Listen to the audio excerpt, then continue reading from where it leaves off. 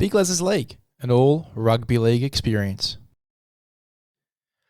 Hello and welcome back to Big LEZ'S League, an all rugby league experience. Welcome back to the YouTube. If you haven't subscribed already, make sure you go ahead and subscribe to a Big LEZ'S League, growing the podcast every single day. Make sure you join the ride now and don't miss any of the content we've got coming out over the next few days and over the course of the 2024 season.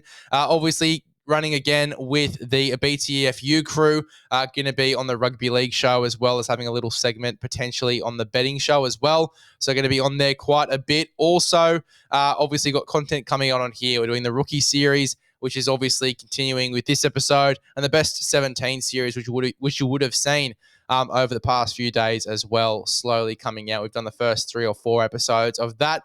This is the 4th episode of the rookie series. We're going to be going through the Penrith Panthers, the Parramatta Eels, and the Newcastle Knights with 16 rookies throughout these 3 teams that we're going to be looking for. It's going to be a really jam-packed episode, so let's get straight into it.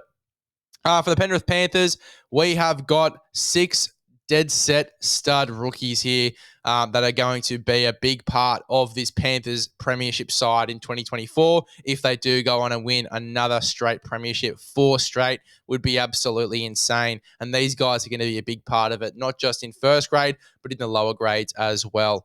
The first guy that I want you to look at is going to be definitely a smoky to get into this 17, and I think will be the guy to replace Spencer Leniu coming off the bench in the front row. That's Liam Henry. Really solid front rower. A lot of upside to him. I really like Liam Henry in this team, and I think that he will definitely be in and around this side in the 17, at least, coming off the bench in 2024. Really strong front rower, and, you know, a lot of people tout him up as the guy to replace Spencer Leniu, including myself. He's in my 17 to give that away a little bit early. But, you know, he definitely deserves to be as well. He's the next big thing in terms of forwards coming out of Penrith, so definitely one to watch. Another forward that you guys need to watch out for is Harrison Hassett. I think he was at the Bulldogs at some stage, but he has been with the Penrith Panthers for maybe 2 years now in the lower grades. He's really killed it. I believe he was in the team of the year. Could be totally wrong, either at the end of last year or the year beforehand.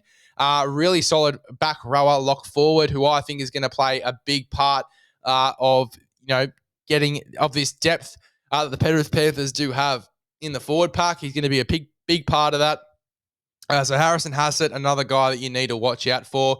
He's very similar to like the role that Jermaine Hopgood was playing in that lower grade side for the Penrith Panthers in that lock forward sort of role. He can play lock or in the back row. I'm keen to see where they use him this year in New South Wales Cup, but he could definitely get a crack in the 17 if he works hard enough for it. He is a very talented forward. So Harrison Hassett, Liam Henry, 2 guys you need to watch out for going into the 2024 season for the Penrith Panthers in terms of a bench forwards. Now we get into the juicy stuff. The guys that can be potentially replacing Jerome Luai in 2025 that you need to watch in 2024. The 2 halves that are going to be playing for the Penrith Panthers in the lower grades are Brad Schneider and Dane Laurie. Dane Laurie, I think, will get the 5'8" spot with Brad Schneider, snatching the halfback spot in the lower grades, although Dane Laurie could play at fullback for the lower grades as well. Depends on how they want to structure their New South Wales Cup team. But Brad Schneider, we'll talk about him first. Been a bit of a journeyman of late. Obviously started off with the Canberra Raiders, went to the Super League, and now we're back with now at the Penrith Panthers in the lower grades. Obviously, they've done very well with replacing talent that they've lost the Penrith Panthers, as we've said a number of times on the podcast. You think about over the past 3 years, they had Sean O'Sullivan, then they had Jack Cogger, and now they have Brad Schneider in this team as well, who is an absolute weapon in the 7. I think that his time in the Super League would have paid off tremendously. I think he's going to have a massive, massive year in the NRL when he does get his opportunity, when Nathan Cleary and potentially Jerome Luai go off to the Origin Arena. So Brad Schneider, big year in store for him, whether that be in reserve grade or a few cracks in first grade as well. He's one that I think you should keep an eye on. Dane Laurie as well, as I said, could play fullback or 6 in New South Wales Cup. I think he'll get the 6 alongside Brad Schneider. I'm really keen to see how the Panthers use Dane Laurie. Obviously, he was there before he went to the Tigers, now back at the Panthers.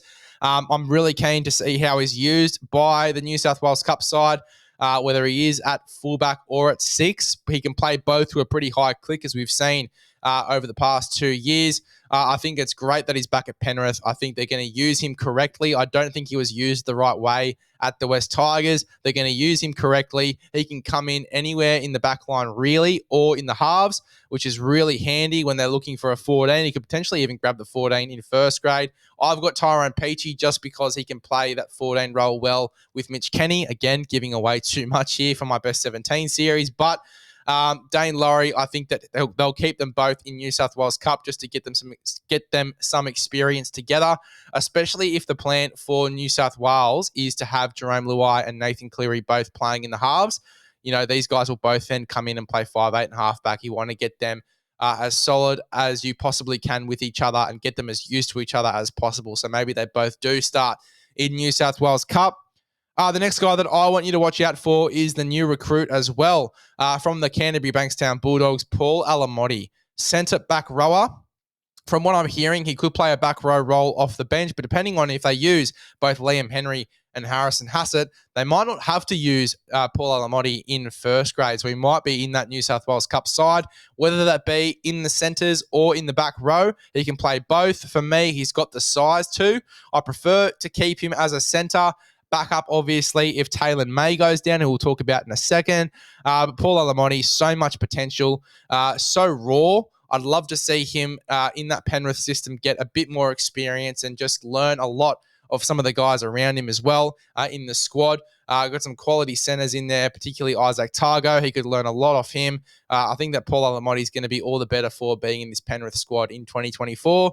And Taylor May going to be starting in the centres, reportedly, or confirmed pretty much, that he'll be starting in the centres for the Penrith Panthers. He's definitely someone that I'll be keen to have a look at. Obviously, it's a hard task replacing a guy like Stephen Crichton, but I think that Taylor May can do a job there. He's definitely got the size that he's been building on him since he did go down with that ACL injury. I think that he'll do a really good job for the Penrith Panthers, though, in 2024. So the guys to watch for the Penny Panthers are Liam Henry, Brad Schneider, Dane Laurie, Paul Alamotti, and Taylor May, along with Harrison Hassett as well. A lot of guys to watch for the Penny Panthers. We move on to the Newcastle Knights. There's about 5 guys that I really want you to keep a close eye on. The first one is the England recruit, Kai Pearce-Paul. I'm hearing that he can play in the back row for this Newcastle Knights side. He can also play at centre, but I think he's built himself up so much that he will probably get a crack, potentially either off the bench in the back row or starting. I've got Dylan Lucas in there, who we'll talk about next, but Kai Pearce-Paul, definitely a shot at getting a back row spot in this side. I think he'll start the year in New South Wales Cup, but I would not be surprised if he starts. He is coming off an injury, which might derail his chances of starting straight away, but I think that he can definitely work his way into this side, especially if Dylan Lucas doesn't work out. And a great segue into Dylan Lucas as well, who I really do rate. They've really molded him well into that back row role. I think he does take that spot from Lachlan Fitzgibbon, who has gone to the Super League. Dylan Lucas, I really do rate him and his ball skills, and he's really conditioned into that back row role well. He runs some really great lines, has a lot of strength as well in him. I think that he has conditioned himself into that back row role really well. I think he'll play on the right. Tyson Frizzell moving to the left-hand side. But I'm really looking forward to watching Dylan Lucas in 2024. So both of those guys in contention for that right back row spot. Kai Pearce-Paul as well, a factor, pushing him into contention for that role, as well as that he is predominantly a right-hand side backline player. He did play at centre and on the wing on the right-hand side in the Super League. So he does have experience on that right-hand side. So Dylan Lucas, Kai Pearce-Paul, they'll be fighting it out for that spot for sure. Definitely be a bit of competition for that right back row spot. Will Price is another guy you need to watch out for. Predominantly a fullback, but can also play in the halves. Really excited about Will Price going into this year. Obviously, Tyson Gamble, a lot of pressure on him going into this season with both Jack Cogger and Will Price chasing a spot in this side. Will Price is someone that I could definitely see getting a 14 jersey. Jack Cogger as well could also grab that 14 spot. But then again, you've got Jaden Brayley, going to be there, or Phoenix Crossland, depending on who starts and who's on the bench. For me, I think it will be Phoenix Crossland starting, with Brayley slowly working his way back into this side off the bench. So it will be a little bit harder for guys like Will Price and Cogger to get a spot in this side. Gamble's my 6 at the moment, but it will definitely be a hot race between Will Price and Jack Cogger to try and get that spot off him as well. I'm really keen to see if Will Price does get a crack. If there's injury in this side somewhere, if KP does go down with concussion again, knock wood he doesn't. But if he does, Will Price can come straight in. And they have been lacking, a guy in reserve grade that can come in and play fullback to a high click. Obviously, for a few years now, they haven't really had that guy that can play fullback quite well. If Kalen Ponga does go down, they've had a few reserve grade guys that just aren't ready for first grade yet. And Lachlan Miller, he did do well, but there were some issues in his game as well. Will Price, really talented footballer who I think if he does get a crack at fullback in this side, if KP does go down, again, not good that he doesn't, but if he does, Will Price can do a good job as well, taking over at fullback for the time being. Now, and the last two guys that I want you to watch, the first one is Tom Jenkins, the favourite for the wing spot, left by Dominic Young on that right-hand side. Tom Jenkins, really strong defender. He defends tougher than what he looks. Quite small compared to some of the other wingers in the competition, but he makes up for it with his toughness. He's one guy that I really enjoy watching when he played for Penrith. Coming into this night side, I really do believe he's the favourite for that wing spot. Anari Chihuahua is a guy that could come in as well, but I feel like Anari Chihuahua plays a really good second string role where he can come in at centre, wing, or fullback if they need a guy in those positions.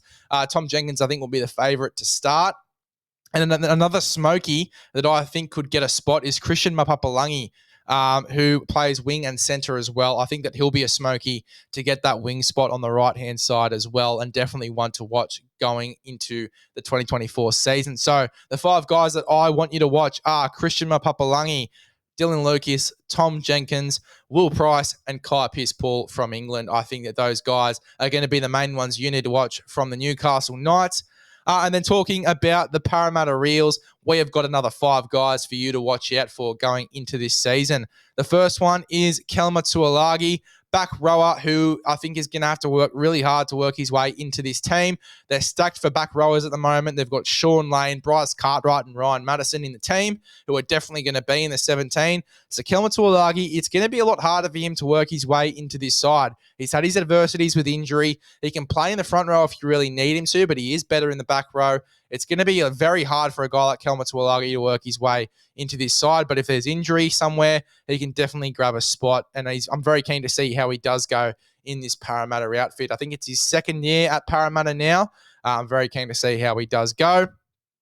Zach Sini, a guy that a lot of people are forgetting about, wing or centre, obviously came over from the West Tigers. He had 2 games for the West Tigers that I thought he killed it, and then he was just never seen again. Came over to the Parramatta Eels, hasn't had a crack for them, I don't think, in first grade yet, but he's someone that I'm really high on, and I think that there is a bit of a race between Sean Russell, Hayes Dunster, these sort of guys for a wing spot in this team. Morgan Harper as well just recently. I think that Zach Sini is going to be that smoky that could work his way into the 17 as well. So definitely watch Zach Sini throughout the year in New South Wales Cup. I imagine he'll have a centre or wing spot in that New South Wales Cup side. He can play both of those to a very high click, and he is someone you need to watch. Now, Sean Russell and Hayes Dunster are the 2 main competitors for that wing spot.